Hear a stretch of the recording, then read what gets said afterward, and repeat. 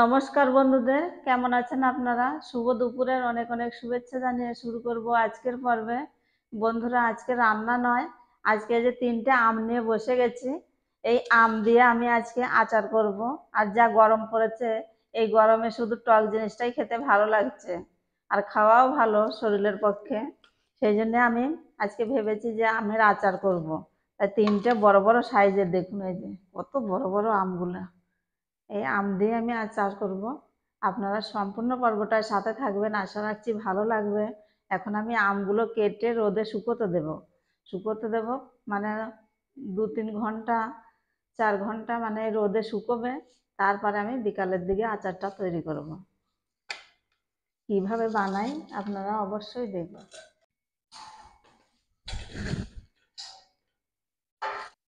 আমের সাইজটা দারুণ কিন্তু।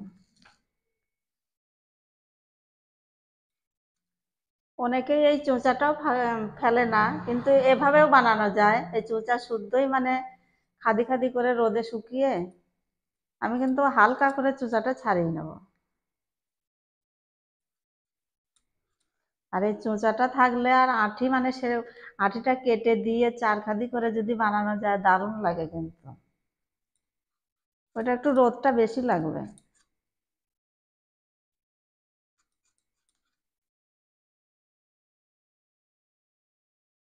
এই দেখুন, সবুজ ভাবটা কিন্তু রয়ে যাচ্ছে, আমি হালকা করে ফেলে দেবো।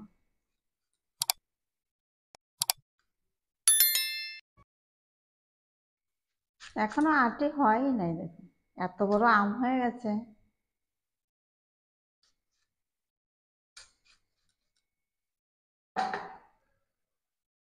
সরু সরু করে কেটে নেব।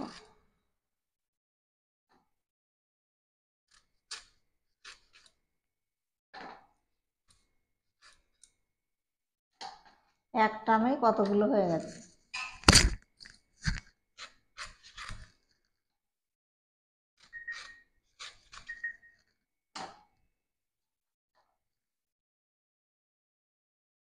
একটা চোচা ছাড়িয়ে দিচ্ছি, আর একটা চোচা ছাড়াবো না।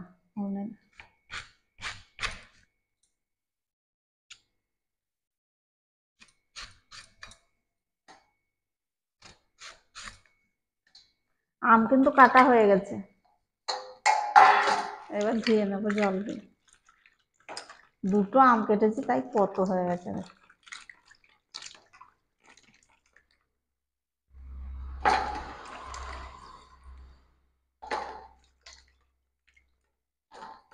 দেখে জিভে জল আসছে না? এই আমের মধ্যে আমি হলুদ মাখিয়ে নেব।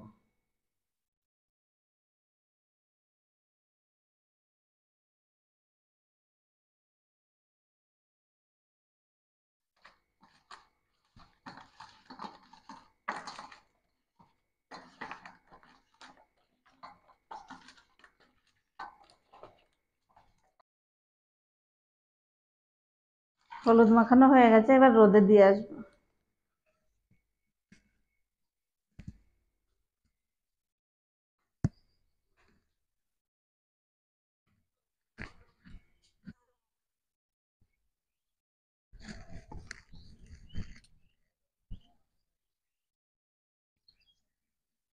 যা রোদ, এই যে রোদে দিয়ে দিলাম।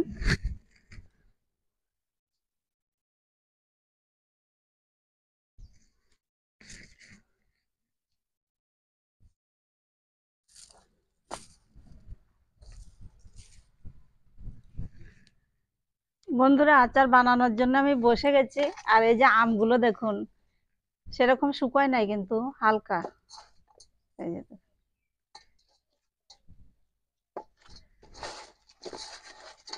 এখন আমি উনুন জ্বালিয়ে নেব।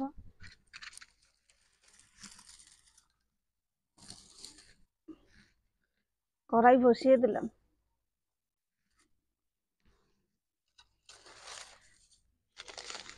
আচার বানাতে গেলে কিন্তু মৌরি লাগবে অবশ্যই।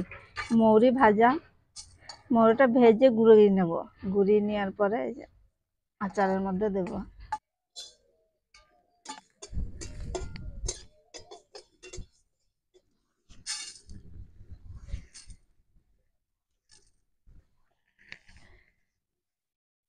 শিলনোড়ায় গুঁড়িয়ে নেব।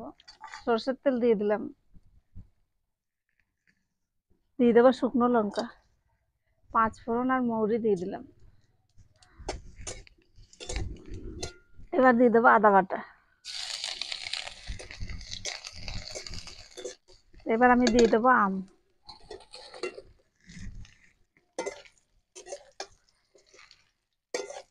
ভালো করে এখন কষে নেব। দিয়ে দেবো লবণ, পরিমাণ মতো দেবেন।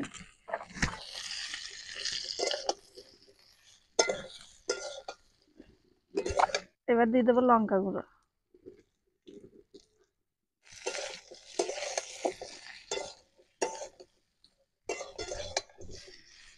সামান্য একটু জল দিয়ে দেবো, শুধু আমটা সিদ্ধ করার জন্য।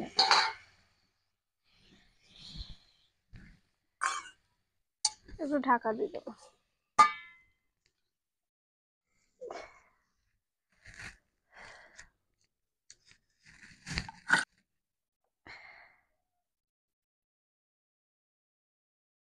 আমটা ঢাকা দিয়ে দিয়েছি, এবার ততক্ষণ ফুটুক, আমি ততক্ষণ শিলনোড়ায় মৌরিটা গুঁড়িয়ে নিচ্ছি। গুঁড়োনো হয়ে গেছে। আর এই আচারে মৌরি না দিলে কিন্তু সে টেস্টটা আসবেই না, কেননা মৌরির যা সেন একটা আচারের জন্যই ভালো সব থেকে।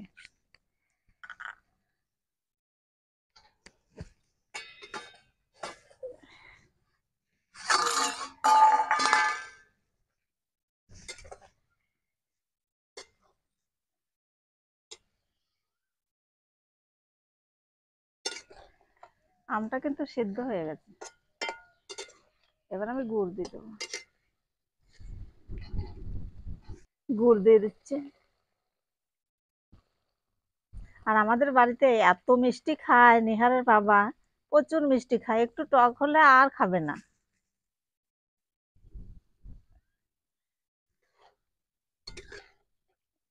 কালারটা দেখুন। এবার দিয়ে দেবো জিরে গুঁড়ো,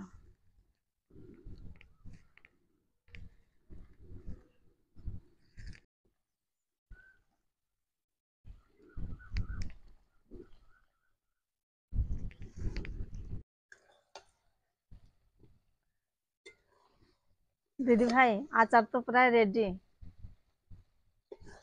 দেখে জিভে জল আসছে না? আমার তো দেখে বিশাল লোভ লাগছে যে কতক্ষণে খাবো। এবার আমি মৌরি গুঁড়ো দুধটা দিয়ে দেবো।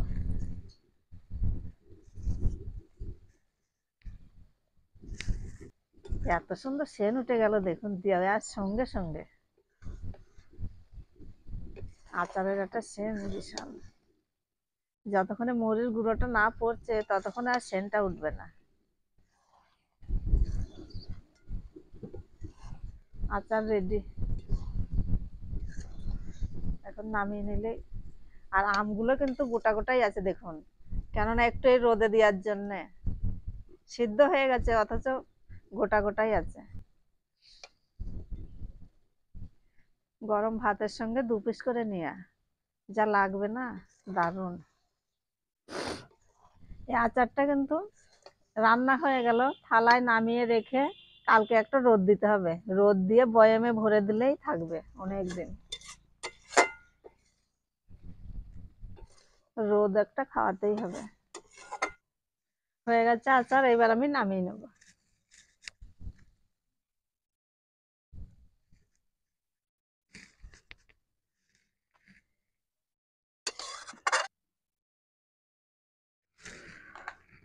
এটা কিন্তু খাওয়ার জন্য তুলে রেখেছি আগে।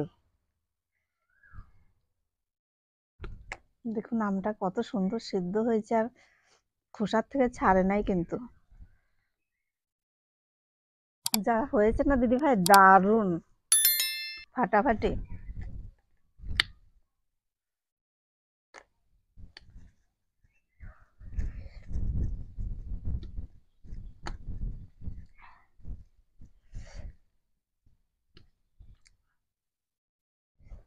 আমার খাওয়া দেখে আপনাদের নিশ্চয়ই জিভে জল চলে এসছে বলুন। আপনারাও ঝটফট বানিয়ে ফেলুন, কাঁচা আম দিয়ে আচার দারুণ লাগে। আর গরমের সময় খেতে তো আরো ভালো লাগে।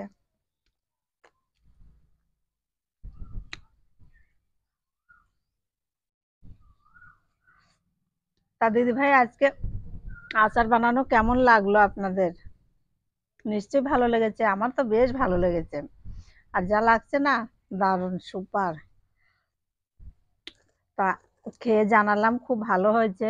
আপনারা এইভাবে বানান, খান, কমেন্টে জানান যে না দিদি ভাই খুব ভালো হয়েছে।